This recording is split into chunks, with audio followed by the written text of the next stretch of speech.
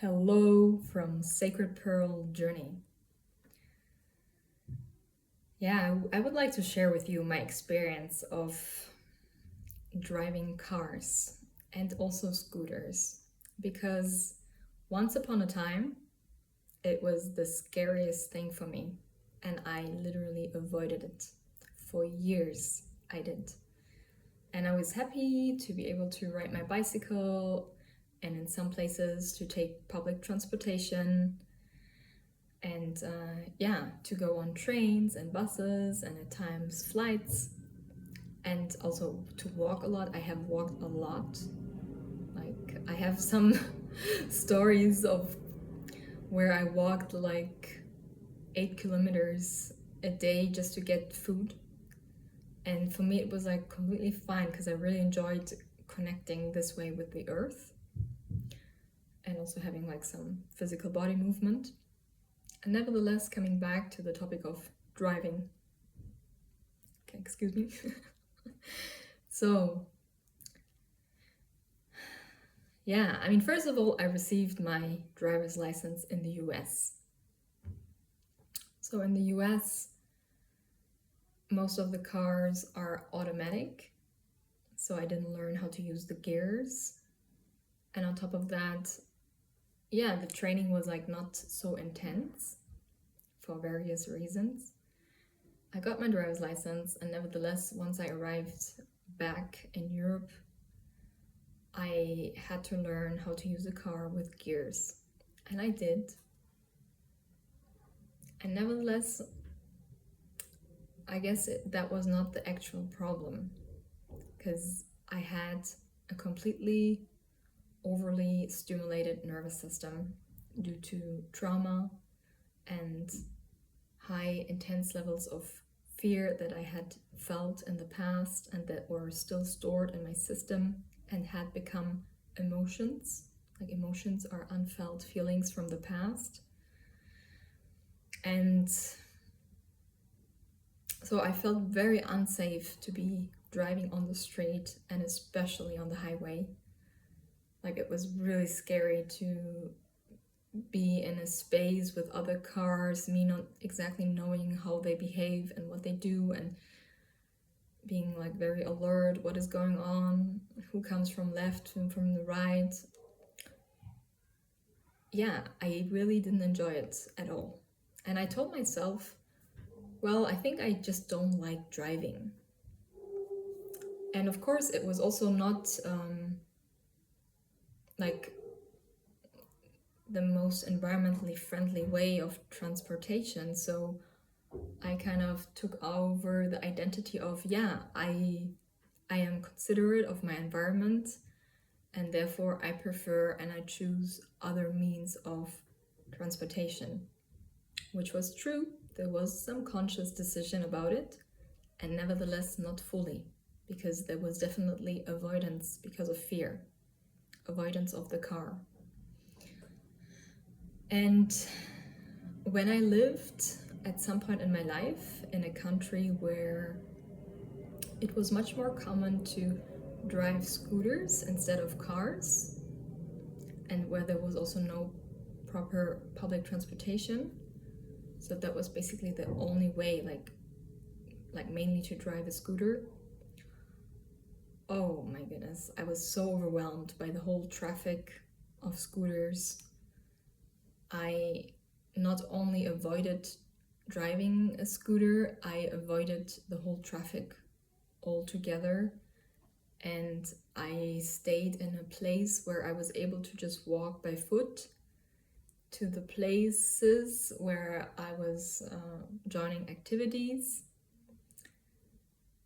And so I stayed really in a very small area most of the time. There were some moments when I did take a car taxi to go to other places, but the cars didn't go to every place because most of the streets were designed rather for scooters.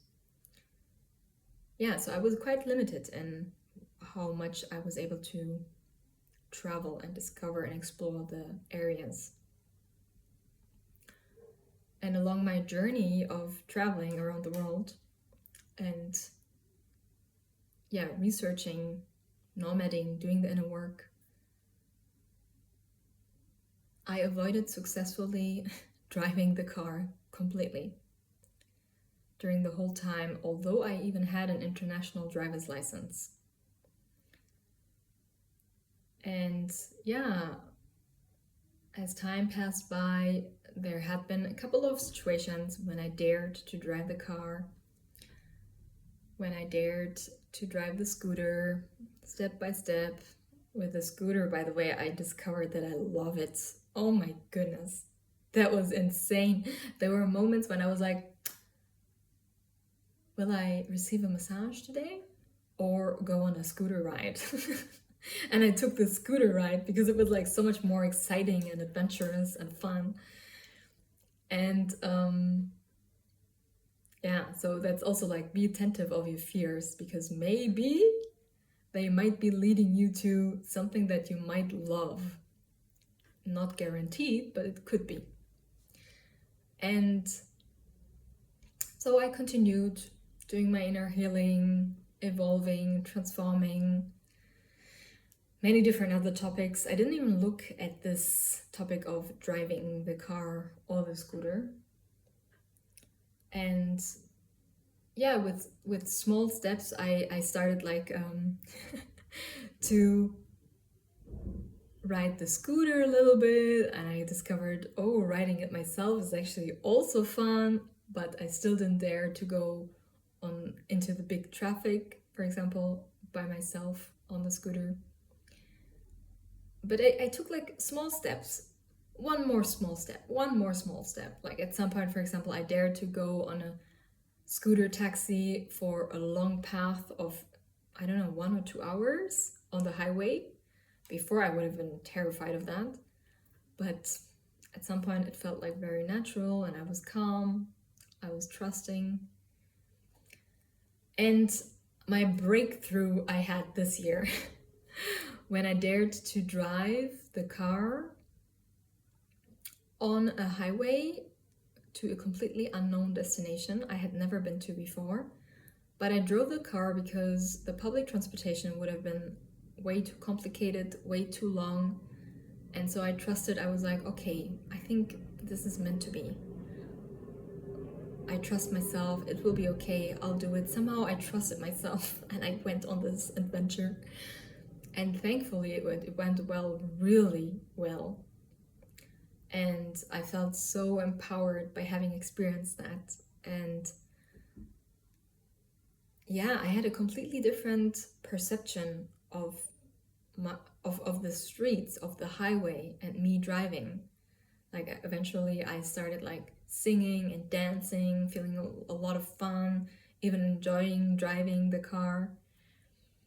And a couple of weeks later, after this breakthrough and this feeling of inner safety stayed, it continued.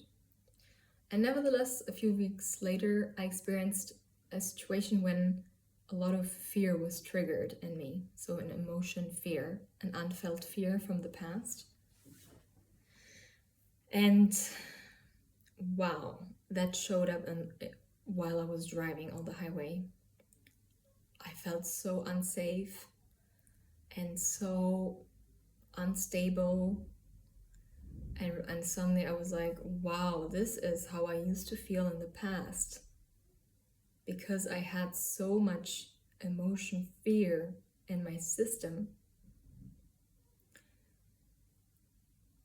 It was influencing my driving experience.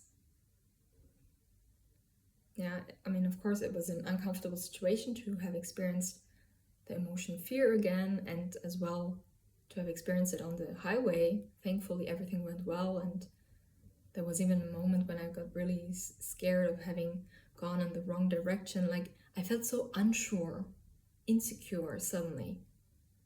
Like, also as if my self-trust had diminished for a moment. That was really strong.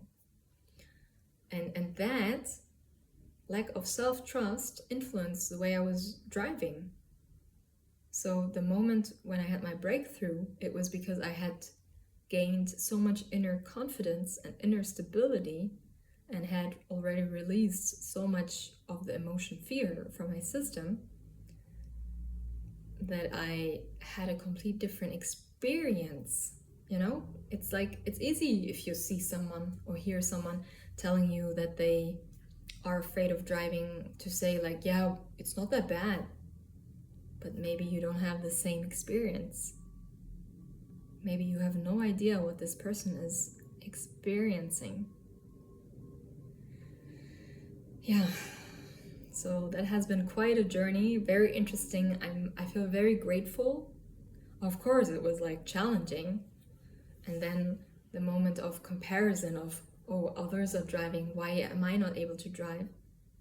But it's like honoring, I learned to honor my very particular, unique journey and the experiences that my soul has signed up to experience. And also very powerful that I have the resilience to overcome them. And I feel truly honored to be able to share these information, these experiences with you. So at least I'm like, whew, it was not for nothing. At least someone can hopefully benefit from my experience, you know? So you don't have to go through all the search and exploration and experimentation. Yeah. And I also want to say, like, I am trained in holding space for the emotion fear, both in your emotional body, like to feel it, as well as in your physical body, somatically. I also have very beautiful tools for energetic support and healing, which, yeah, I can apply additionally to the process.